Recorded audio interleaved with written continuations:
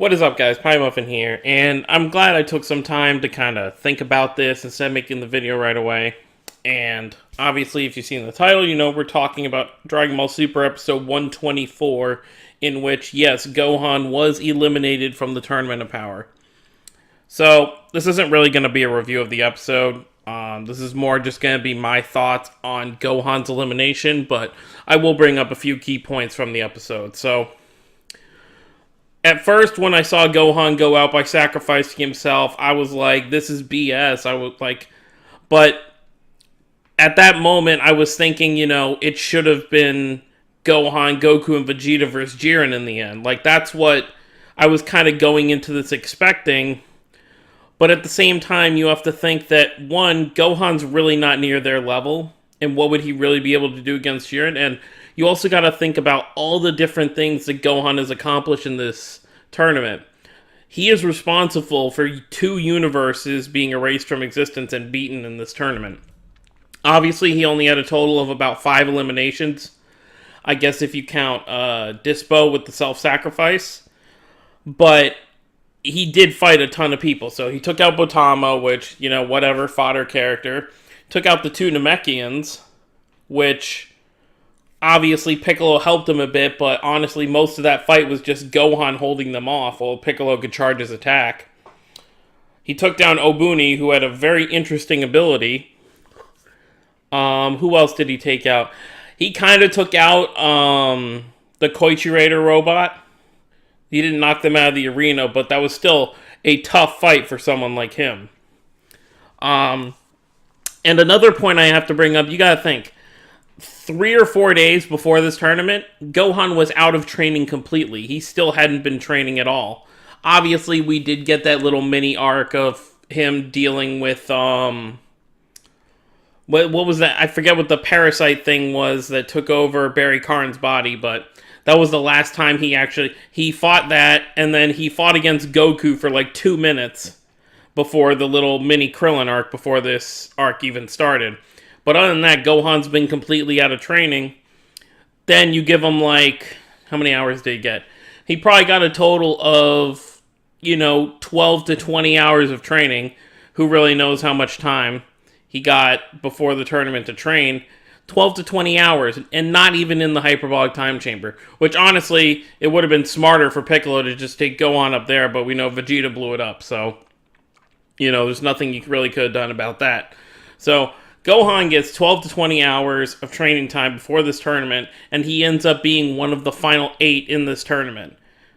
That's insane. And at first, like I said, I think I was just really bummed out about it, because I really wanted to see Gohan be the one to make it to the end. Because the characters I really enjoyed watching in this tournament who I looked forward to watching, were Krillin, which, that was snatched away from me real quick. Roshi did great. I have no complaints about how Roshi did. Tien, I wish he could have done a little more. And then Gohan did great. Despite my wants of him beating Topo or helping to defeat Jiren, Gohan did a great job in this tournament. And I've seen a lot of people's reactions and just kind of how they feel about this, and it's very 50-50. You got some people who are like, Gohan did a great job, with the time he was given and what he had to accomplish. Gohan was the more strategic fighter. He wasn't the battle brawler that he was in the Boo and Cell arc. This was a smart Gohan. Maybe not as powerful as Goku or Vegeta, but there were certain fights only he could win because he was using his brain instead of just his, instead of just his head, but, that's in a literal sense of, anyways. I was trying to make a joke about how Goku sometimes hits his head against his opponents, but whatever.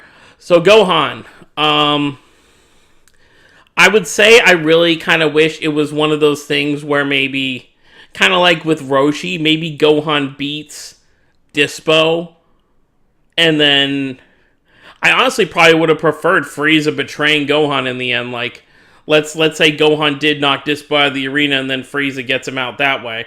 I think actually, you know what? I take that back. No, because then that would demean Gohan's final victory by just letting him get knocked out, and I feel like a lot of people agree with that.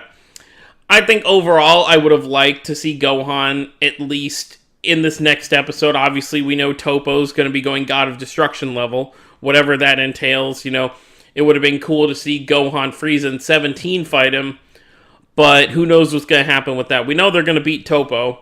We just don't know who we're going to lose in the process. I assume 17's going to get knocked out, and somehow Frieza's going to knock out Topo. Or maybe Goku or Vegeta will stop fighting Jiren for a minute, while so, for example, let's say Vegeta comes back to fight Topo, and Goku will just hold off Jiren until Topo's dealt with, type thing. But that's besides the point.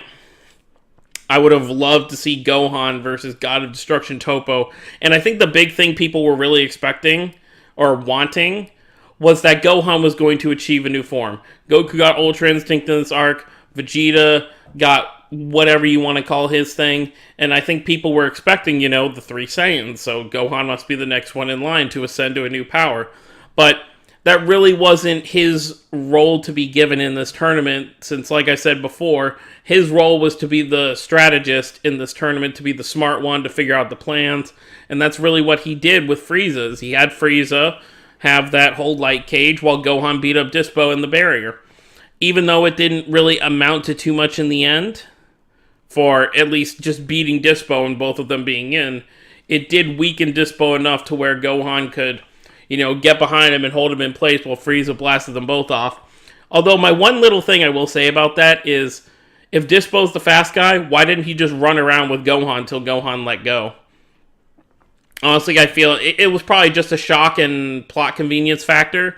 Dispo was probably just so shocked that Gohan got behind him, and at the same time, maybe he didn't have enough time to get out of the way, but if he's a speed person, you would have thought he could have ran away like he did with Frieza's tail.